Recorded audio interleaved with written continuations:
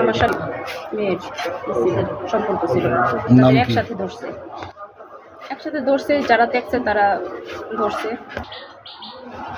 ধরার পরে তারা 999 ফোন দিছে, পুলিশ আসছে, এসে তাদের থেকে নিছে, বক্তব্য নিচ্ছে, কে কি চায়, সাইন নিছে।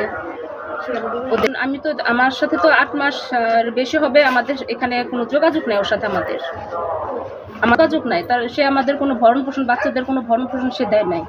কালকে রাতে আসছে, সবাই মানে মিলাই দিয়ে গেছে পুলিশ আসার আগে। ঘটনাস্থলে গেছেন একটু সামনে, পরে হাত কথা ছিল না, দুজন এক ছেলে মেয়ে একসাথে দাঁড়ানো ছিল।